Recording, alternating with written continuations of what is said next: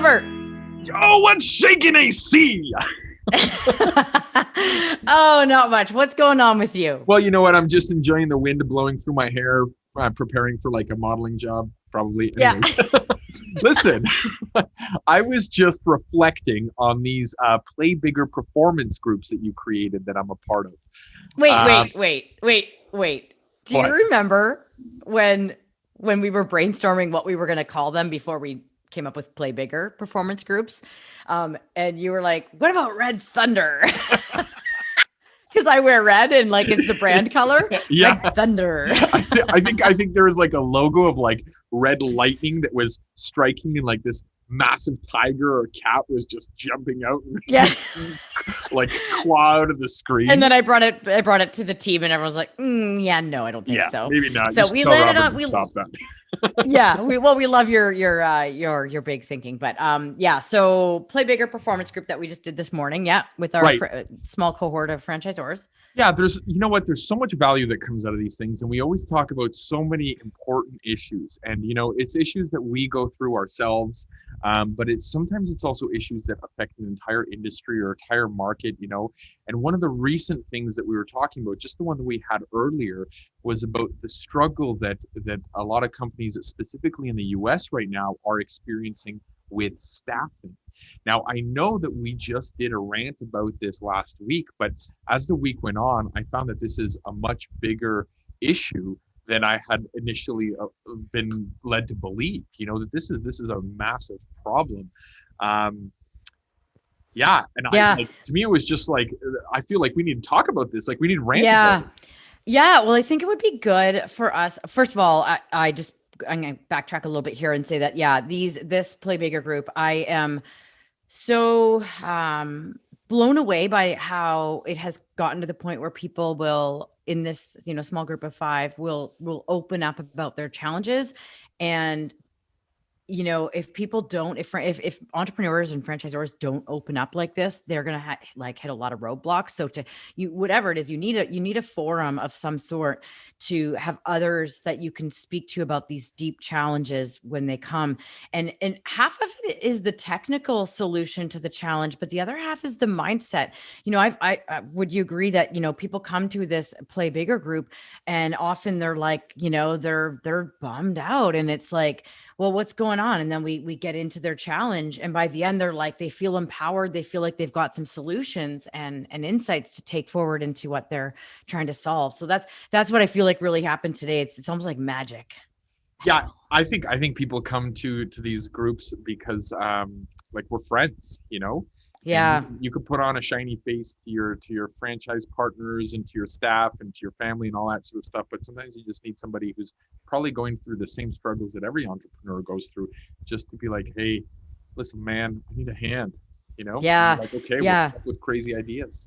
Yeah. And as much as I, love the AC roundtables, the fact that they're free and the fact that they're casual and that they're great, but they're different. It's a different outlet than a cohort like this. So anyway, so you're right. That was a pretty awesome session or group kind of conversation. And I think it would be good for us to share a few of the insights that came out. I'll tell you, I'll be honest, when the topic came up that I've got staff leaving to go work at the competitors, and then there's also staff that would rather just be on, government assistance right now because they're getting just as much or more, and they're afraid to take the risk of stepping foot into, public places. Or riding the cryptocurrency bull run to the moon. They could be doing that. Yeah. Had to throw that in.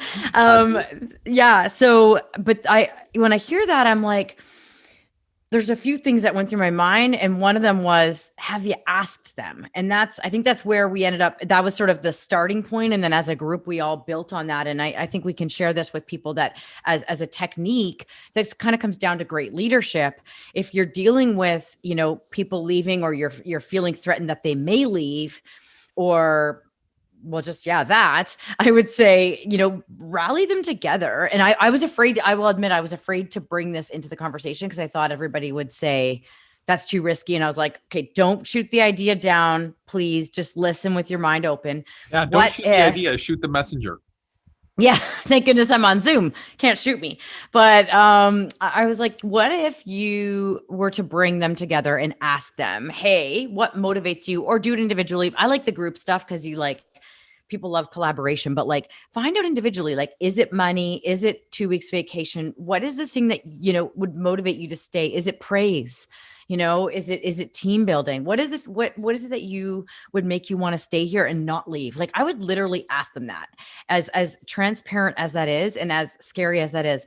But I would preface it with expectation setting that I'm going to ask you this, what it would be that would make you stay. And I'm not sure, like, that's where you're getting a little bit vulnerable. I'm not sure if I'm going to be able to accommodate, but if I don't know what it is, then I can't accommodate. So at least if I know, and if it's money but then, and if it is about money, then you can maybe be more transparent with them and help them understand that, like, we don't have money sitting, in a big bucket over there. So like, how can we do this then? Let's work together to come up with a solution. So you're combining some transparency, some vulnerability of like, okay, let's work together. I don't have the answers. Some empowering. You're showing them that you're listening to them, that they matter to you. Even that alone could create more loyalty. So those are some of the things that I got out of it.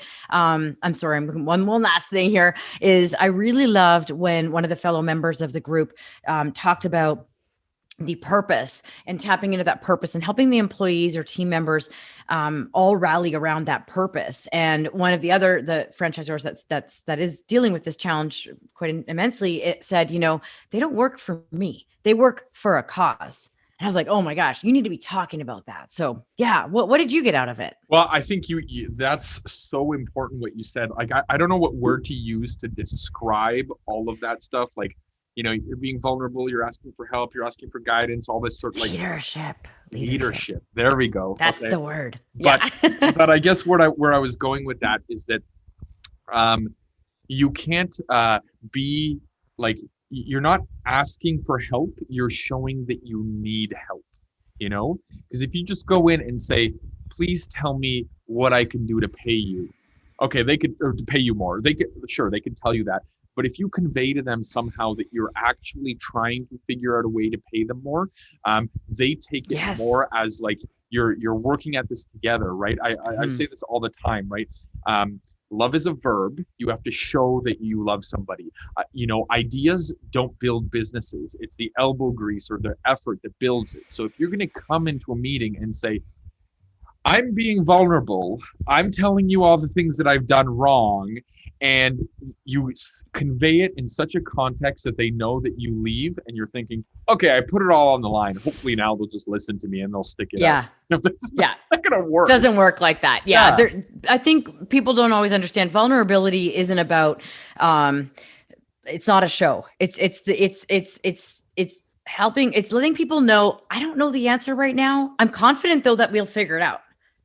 And I need to hear from you, and you can help me figure it out. That's more vulnerability than like what you were saying before. When you ask them, of course, depending on how you ask them, but when you ask them, it should also convey the fact that you work for them as a leader. They don't work for you, right? They're not like, I'm just going to do whatever the boss tells me to do. If you don't realize that you work for your staff or for your employees or for your franchise partners or whatever, then you'll never build the culture that you think you're building ever. Yeah. Ever. Full stop. I feel like that could be almost what's that? I said full stop. I just felt like I needed to do something bold at the end of that. Gotcha. Okay. Like really. But one thing to be careful of with that is not to create entitlement. Cause I kind of screwed that up when I was 25-year-old franchisee for the first time and leading this young staff. But that's a rant for another day. But I think there's a fine line where, you're involving them, but but setting the expectation that we may or may not be able to accommodate this. Yep. Is one of the ways to deal with that. Let's wrap it up, AC. Okay, RB. Okay. Let's count it down. 3, 2, 1. Go be awesome.